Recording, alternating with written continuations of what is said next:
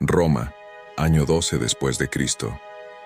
En el seno de una de las familias más poderosas del imperio nace Gayo Julio César Germánico, a quien la historia recordará con un apodo que resonará como sinónimo de locura y tiranía: Calígula. Su nacimiento se da en Antium, una ciudad costera al sur de Roma, hijo del célebre general germánico, sobrino de Tiberio y uno de los comandantes más queridos por el pueblo, y de Agripina la Mayor, nieta de Augusto, la primera piedra del edificio imperial. El pequeño Gayo pasa sus primeros años acompañando a su padre en las campañas militares del Rin, enfundado en una minúscula armadura a modo de broma por parte de los soldados, quienes lo apodan Calígula, diminutivo de Caliga, el calzado militar romano. La imagen de aquel niño vestido como un legionario queda impresa en la memoria de las legiones como una premonición de grandeza o de tragedia. Pero la infancia de Calígula no estaría marcada por la ternura. Germánico, su padre, muere en circunstancias sospechosas en el año 19, en Siria. Muchos acusan al emperador Tiberio, su tío abuelo, de haber envenenado al general por celos de su popularidad. La muerte de Germánico lanza a su esposa Agripina a una cruzada contra Tiberio, quien responde con brutalidad. Uno por uno, los miembros de la familia de Calígula van cayendo. Su madre es exiliada y muere de hambre. Sus hermanos son ejecutados o forzados al suicidio. Solo él sobrevive. De niño rodeado de gloria militar, pasa a ser un joven sobreviviente en una corte de sospechas y asesinatos. En el año 30, Calígula es llevado a la isla de Capri, donde Tiberio se ha retirado a vivir en una especie de exilio dorado entre orgías, torturas y conspiraciones. Allí, el joven Calígula aprende del anciano emperador los entresijos del poder. Se dice que ocultó su odio, se disfrazó de obediencia y rió con el tirano mientras alimentaba su deseo de venganza. Según el historiador Suetonio, Calígula decía: «Debo ser o un dios o un monstruo». Durante los últimos años del gobierno de Tiberio, Calígula se convierte en una figura ambigua. No habla de política, no conspira abiertamente, pero escucha, observa y espera. Es consciente de su sangre imperial y también de que el pueblo recuerda con cariño a su padre Germánico. Ese legado le abrirá las puertas del poder más absoluto. El año 37 marca un antes y un después. Tiberio muere, quizás asesinado, quizás de viejo. La leyenda cuenta que al encontrarlo aún con vida, el jefe de la guardia pretoriana Macrón lo asfixia con una almohada para acelerar la transición. Sea como fuere, Calígula es proclamado emperador con el apoyo del Senado, del pueblo y sobre todo, del ejército. Roma estalla en júbilo. Por fin, un heredero de Germánico se sienta en el trono. Por fin, la justicia parece restaurada. Los primeros meses de su gobierno son prometedores. Libera a prisioneros políticos, entrega bonos a los ciudadanos, organiza juegos y espectáculos fastuosos. La gente lo adora. Es joven, carismático, y parece una bendición tras el oscuro y paranoico Tiberio.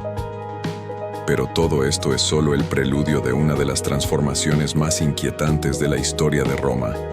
En algún momento entre el final del año 37 y comienzos del 38, Calígula cae gravemente enfermo. Algunos dicen que fue envenenado, otros hablan de epilepsia o de un trastorno mental. Lo cierto es que cuando se recupera, el hombre que emerge ya no es el mismo. El emperador amable desaparece.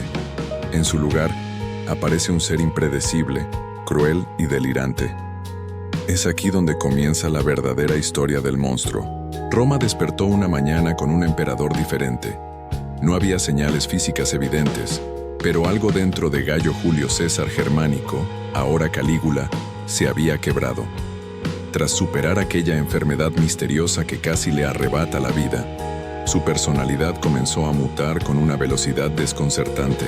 El joven, admirado por su generosidad, se transformó en un ser que empezaba a actuar como si fuese más que humano, como si fuera un dios. En los primeros meses tras su recuperación, Calígula mostró un rostro que oscilaba entre la excentricidad y la crueldad.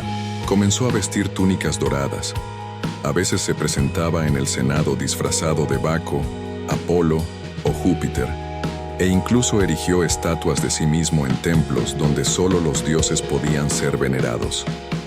Exigió que los senadores le adoraran como a un dios viviente. Algunos se atrevieron a reír nerviosamente. Pronto dejaron de hacerlo. Una de las decisiones más llamativas y perturbadoras fue la orden de trasladar la estatua de Zeus olímpico desde Grecia hasta Roma, para reemplazar su rostro por el suyo.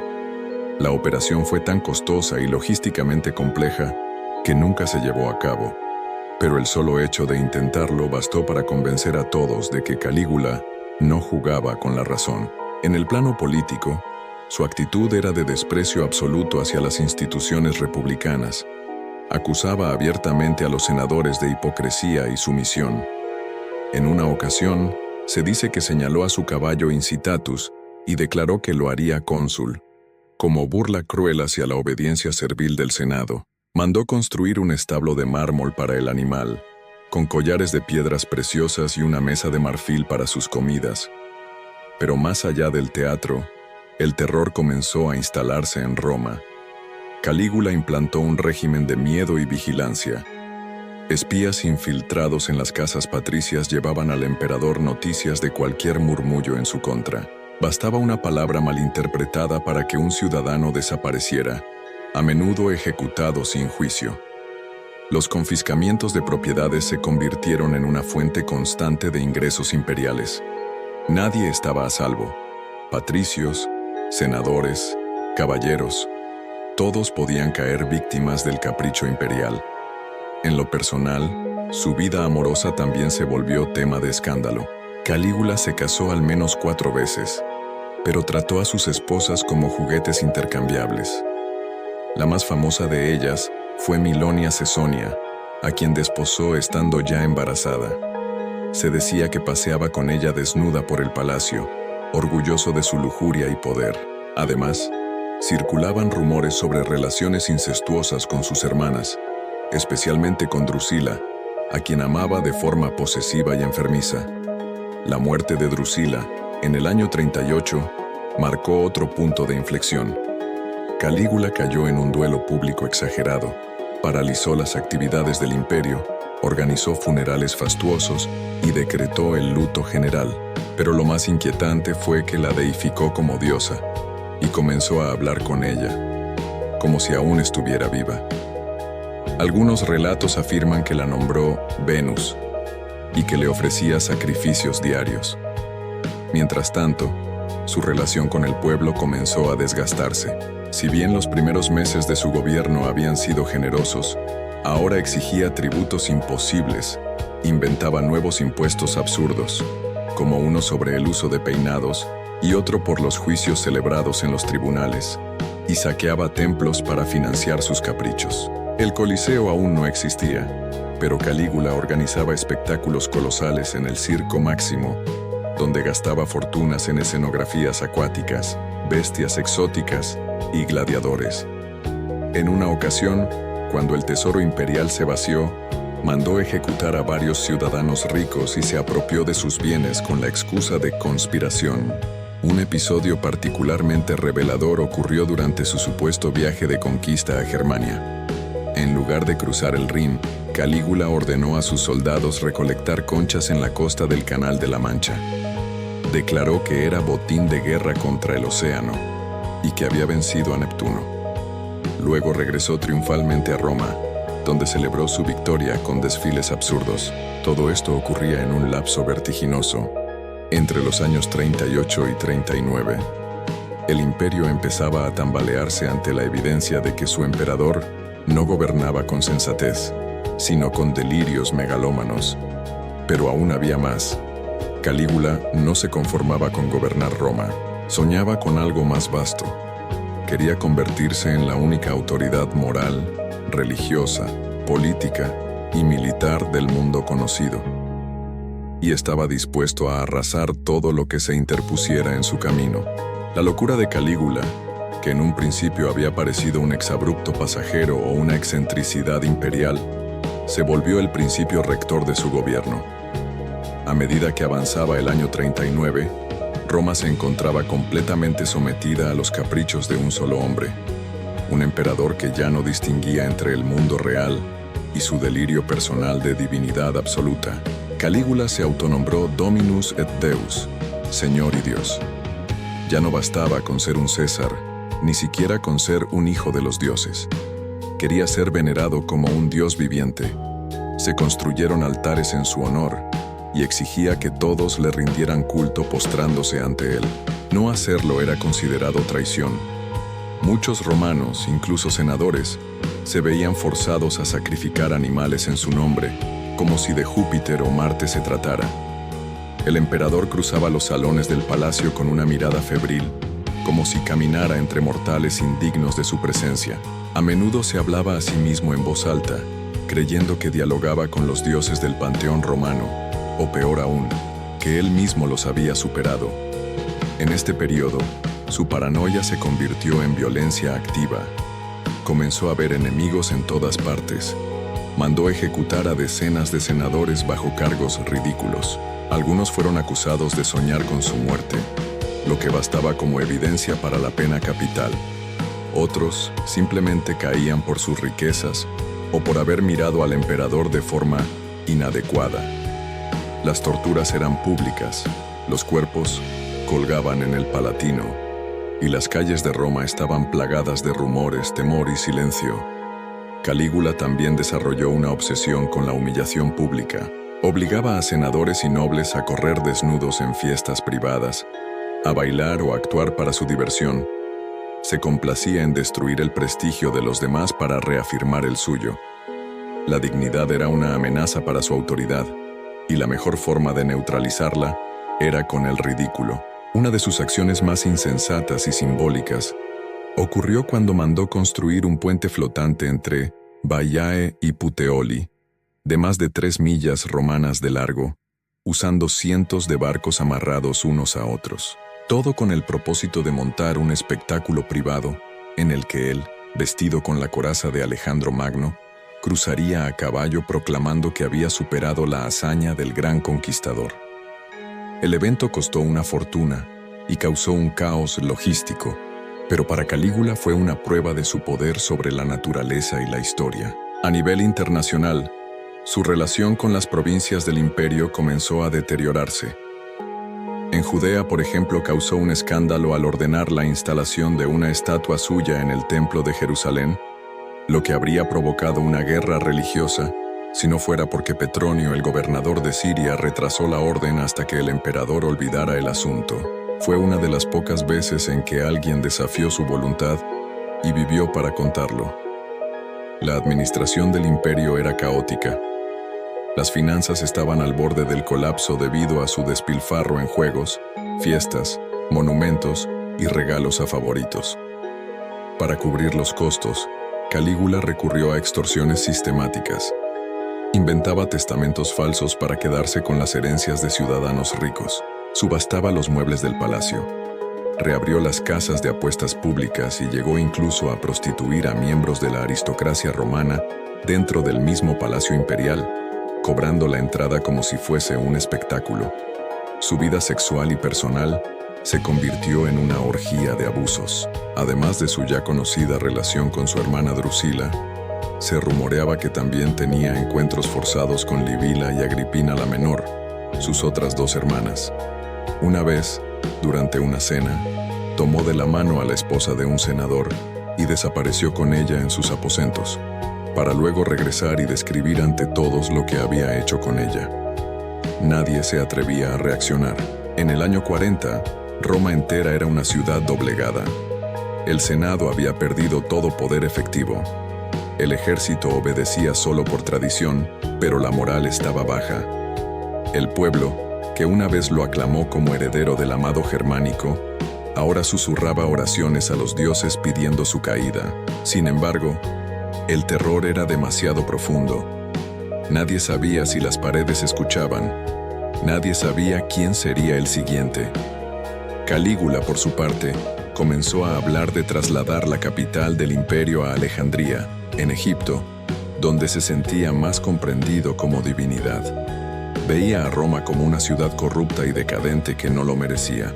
Esta idea encendió todas las alarmas entre los senadores y la guardia pretoriana. Dejar Roma sin emperador significaba una ruptura del orden establecido desde Augusto.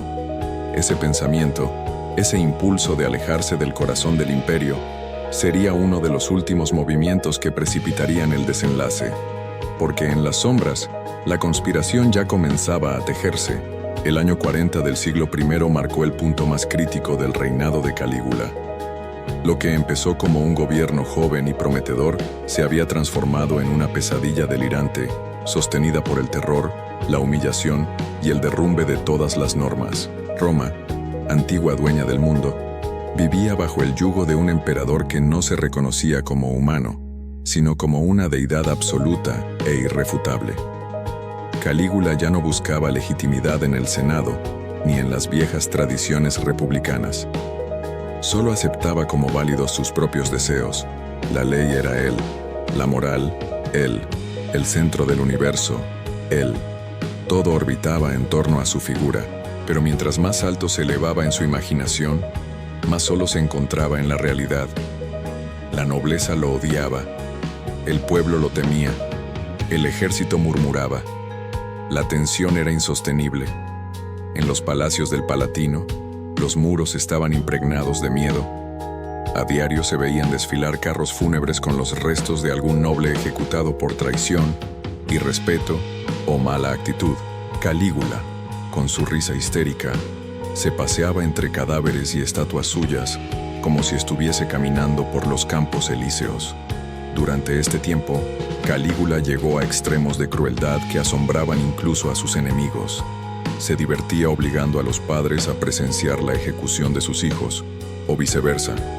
Mandó azotar a nobles en el Senado mismo, ante la mirada impotente de los demás. Se dice que una vez, al aburrirse durante un banquete, arrojó a varios invitados al Naumaquia, una especie de estanque artificial, solo por ver si sabían nadar.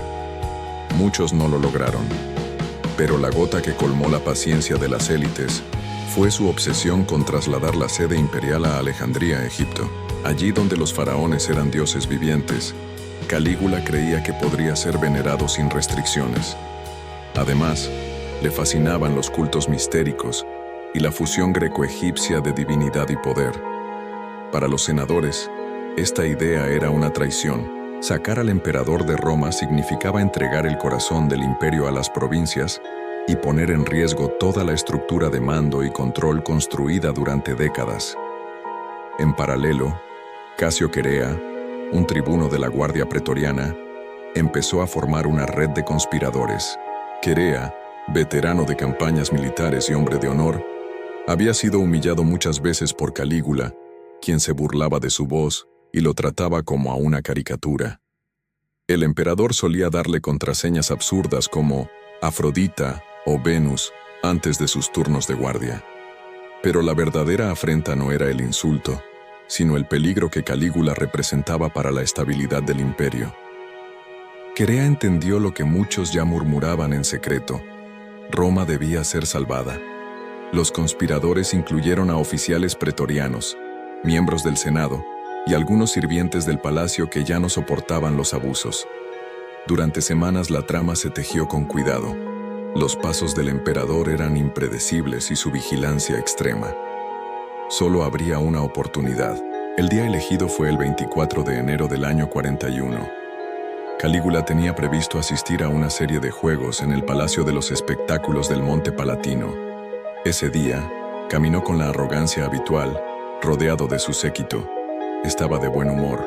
Había pasado la mañana con su hija, Julia Drusila, y su esposa, Cesonia, y había hecho comentarios lascivos sobre varias esposas de senadores presentes en la audiencia. Todo parecía transcurrir con normalidad. Pero en un pasillo estrecho, oculto de la vista del público, Casio Querea lo interceptó. Lo saludó con la contraseña del día, que algunos dicen fue Júpiter, y entonces, sin más, le asestó el primer golpe. Calígula gritó, sorprendido, y trató de huir. Otros conspiradores se lanzaron sobre él. Lo apuñalaron repetidamente, con furia acumulada.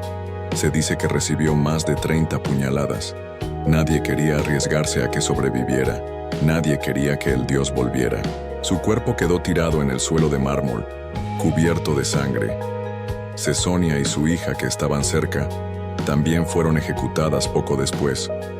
Roma no quería dejar descendencia de aquel linaje de locura. La noticia corrió como un relámpago. Algunos celebraron, otros temieron el caos que podía sobrevenir. El Senado intentó restaurar la República, pero sus intentos fueron débiles.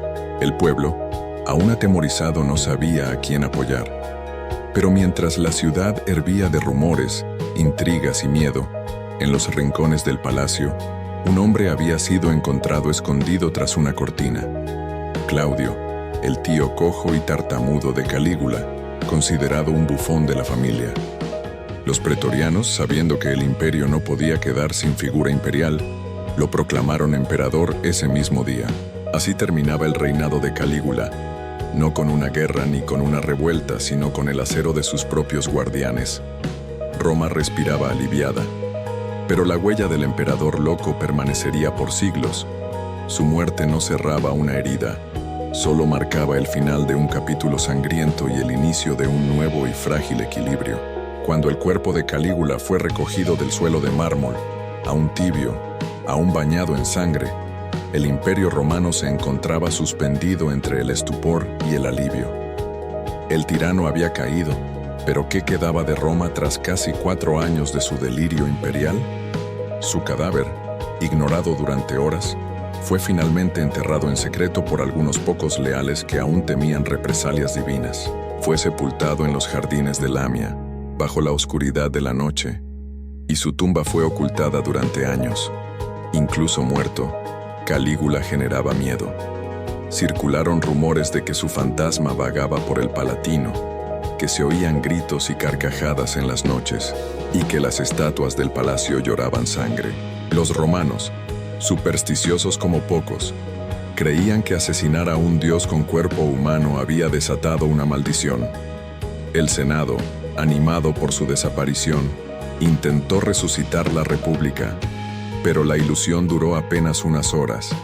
El pueblo, acostumbrado a un poder central, temía el caos. La Guardia Pretoriana, dueña del poder real, ya había coronado a Claudio, hermano del general Germánico, tío de Calígula y último adulto sobreviviente de la dinastía Julio-Claudia. Irónicamente, Claudio, considerado toda su vida un idiota por su tartamudez y cojera, sería el emperador que restauraría cierta estabilidad y reconstruiría la confianza imperial. Pero el espectro de Calígula no se desvanecería fácilmente. Durante años, su nombre fue borrado de los documentos oficiales, de inscripciones y monumentos. Fue objeto de la damnatio memoriae, la condena al olvido, la mayor de las penas simbólicas en Roma. Sin embargo, no se puede borrar el recuerdo de quien marcó a toda una generación con un gobierno que cruzó todos los límites de la locura y la divinización. Los historiadores posteriores, como Suetonio, Dion Casio y Tácito, se encargarían de reconstruir su figura como el ejemplo máximo del despotismo enfermizo. Según ellos, Calígula no solo había sido un déspota cruel, sino un símbolo viviente de lo que ocurre cuando el poder absoluto cae en manos de un hombre sin frenos, sin conciencia y sin conexión con la humanidad. Y sin embargo, algunos detalles invitan a una lectura más compleja. En sus primeros meses de gobierno, fue adorado como un libertador. Su ascenso fue recibido con júbilo. Sus actos de caridad y sus primeras reformas, aunque limitadas, lo presentaron como un nuevo Germánico, un nuevo Augusto. Solo después de su enfermedad, su comportamiento se tornó errático. ¿Fue esa fiebre una forma de encefalitis? ¿Un tumor cerebral? ¿Un brote psicótico desencadenado por el trauma y la presión de gobernar?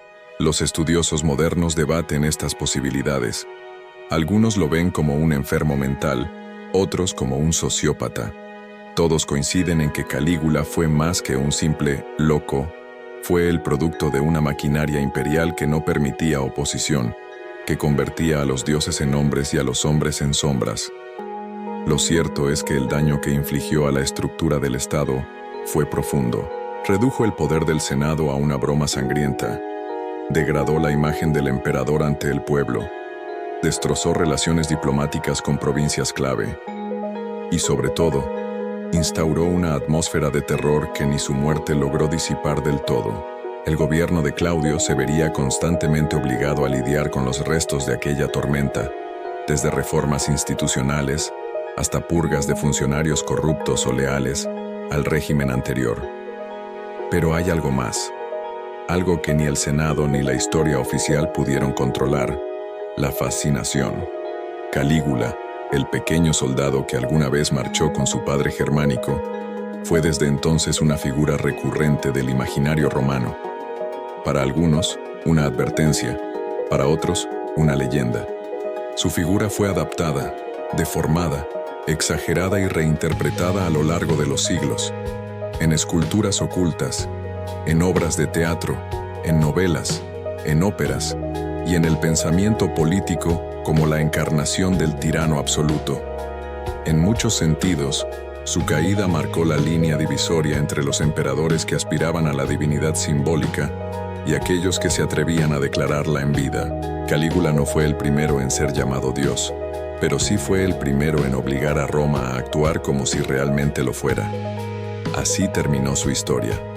No como un mártir, ni como un héroe, ni siquiera como un simple tirano, sino como un enigma, el joven que tenía el mundo a sus pies, el heredero del amado Germánico, que pudo haber sido el más grande emperador, y eligió ser un dios monstruoso.